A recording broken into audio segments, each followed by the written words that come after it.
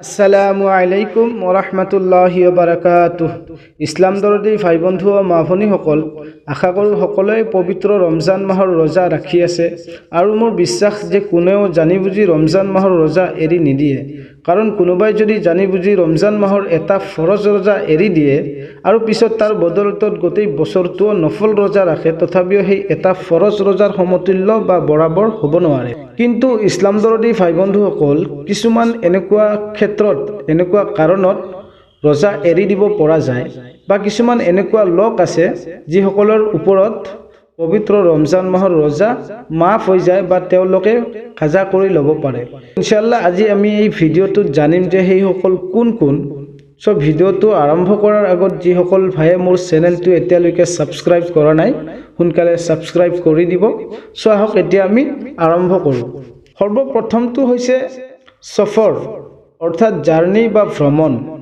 হজৰত Hamza bin আমাৰ আসমালী ৰাজিয়াল্লাহু তাআলা আনহুৱে বহুত ৰোজা ৰাখিছিলে আৰু তেওঁ এদিনাখন নবী কৰিম সাল্লাল্লাহু আলাইহি ওয়াসাল্লামক সুধিলে যে ইয়া ৰাসূলুল্লাহ সাল্লাল্লাহু আলাইহি ওয়াসাল্লাম, মই সফৰৰ অৱস্থাত ৰোজা ৰাখিমনে? তেতিয়া নবী কৰিম সাল্লাল্লাহু আলাইহি ওয়াসাল্লামে ইৰশাদ ফৰমাইছে যে তোমাৰ ইচ্ছা, ৰাখিলে ৰাখিবা, নহ'লে নাৰাখিবা।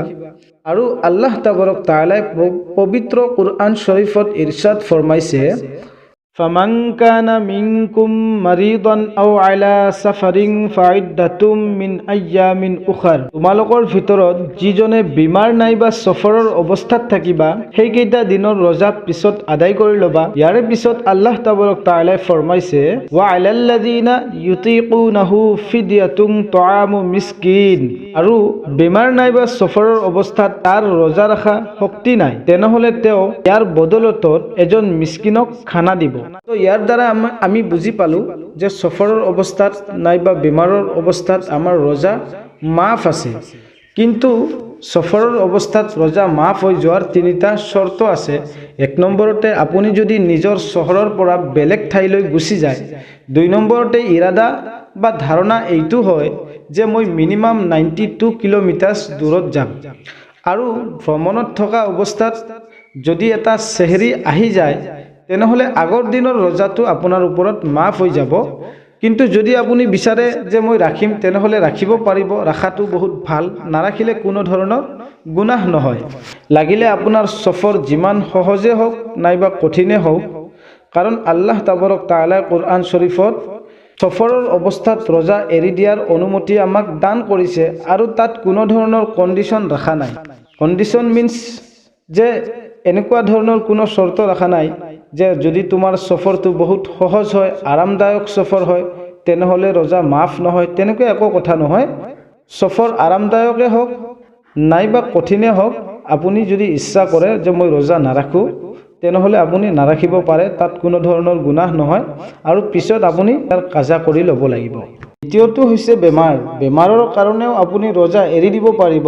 আৰু বেমাৰ বুলিলে এইটো ভাবি নল'ব যে কাৰোবাৰ কাহ হৈছে বা চৰ্দি হৈছে, এতিয়া ৰোজা মাফ হৈ গ'ল নেকি, তেনেকুৱা নহয়। যিবোৰ বেমাৰৰ কাৰণে ৰোজা মাফ হৈ যায়, তেনেকুৱা বেমাৰৰ কাৰণে কিছুমান চৰ্ত আছে। এক নম্বৰতে কোনোবাই যদি ভাল ডক্তৰ বা মাহিৰ ডক্তৰে আপোনাক কৈছে যে আপুনি ৰোজা ৰাখিলে আপোনাৰ বেমাৰটো বাঢ়ি যাব, তেনেকুৱা অৱস্থাত আপুনি ৰোজা এৰি দিব পাৰিব, কোনো ধৰণৰ গুনাহ নহয়। দ্বিতীয়তে আপোনাৰ যদি কিবা পুৰণি বেমাৰ আছে আৰু ৰোজা ৰাখিলে সেই বেমাৰটো বাঢ়ি যায়, বেছি হয়, তেনেকুৱা অৱস্থাতো আপুনি ৰোজা এৰি দিব পাৰিব। তৃতীয়তে মৌজুদা মুশ্বাহিদা, অৰ্থাৎ আপুনি ৰোজা ৰখা আৰম্ভ কৰিছে, ৰোজা ৰাখি আছে আৰু আপোনাৰ বেমাৰটো দিনে দিনে বাঢ়ি গৈ আছে, তেনেকুৱা অৱস্থাতো আপুনি ৰোজা এৰি দিব পাৰিব। আৰু এই ধৰণে কোনোবাই বহুত বুঢ়া হৈ গৈছে, বহুত বুঢ়ী হৈ গৈছে, বহুত বয়স বাঢ়ি গৈছে, এতিয়া কোনো ধৰণৰ শক্তি নাই, ৰোজা ৰাখিব নোৱাৰে, তেখেতসকলৰ কাৰণেও ৰোজা মাফ আছে বা তেখেতসকলেও ৰোজা এৰি দিব পাৰিব।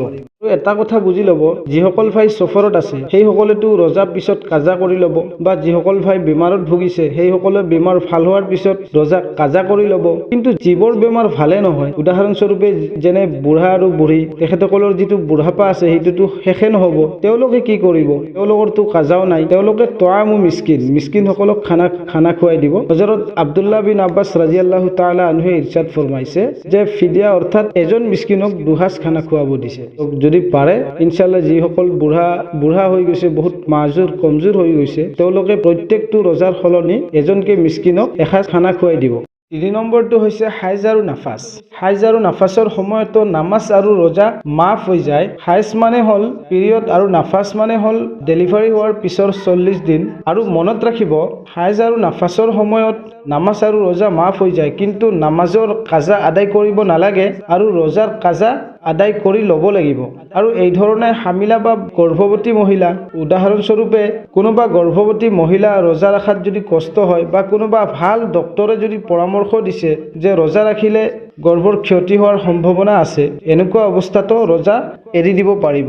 আৰু এই ধৰণে ফিডিং, কোনোবা মায়ে যদি বাচ্চাক গাখীৰ পান কৰায়, এনেতো যিমান গাখীৰ পান কৰালেও ৰোজা ভাঙি নাযায়, কিন্তু যদি কোনোবা ডক্তৰে পৰামৰ্শ দিয়ে যে ৰোজা ৰাখিলে বহুত কমজোৰ বা বেমাৰত পৰি যাব আৰু গাখীৰ নোখোৱালেতো বাচ্চাটোৰ ক্ষতি হ'ব, তেনেকুৱা অৱস্থাত তেনেকুৱা চূৰততো ৰোজা এৰি দিব পাৰিব আৰু ভাল হোৱাৰ পিছত কাজা কৰি ল'ব।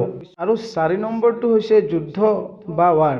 উদাহৰণস্বৰূপে কোনোবা ফৌজী বা কোনোবা চিপাহীয়ে যদি দেশৰ কাৰণে দুশ্মনৰ লগত যুদ্ধ কৰি থাকে, তেনেকুৱা অৱস্থাতো ৰোজা মাফ হৈ যাব বা ৰোজা এৰি দিব পাৰিব। আৰু অৱশেষত মনত ৰাখিব, কোনোবা ৰোজাদাৰে ৰোজা ৰাখিছে আৰু গৰমৰ কাৰণে হওক নাইবা কিবা বেলেগ কষ্টৰ কাৰণে হওক বাৰ বাৰ বেহুচ হৈ গৈ আছে, এতিয়া ৰোজা যদি ভাঙি নিদিয়ে তেনেহ'লে কিবা ডাঙৰ বিপদ অহাৰ সম্ভাৱনা আছে। তো তেনেকুৱা অৱস্থাত যিকোনো সময়তে ৰোজা ভাঙি দিব পাৰিব আৰু পিছত যেতিয়া ভাল হ'ব তেতিয়া কাজা কৰি ল'ব।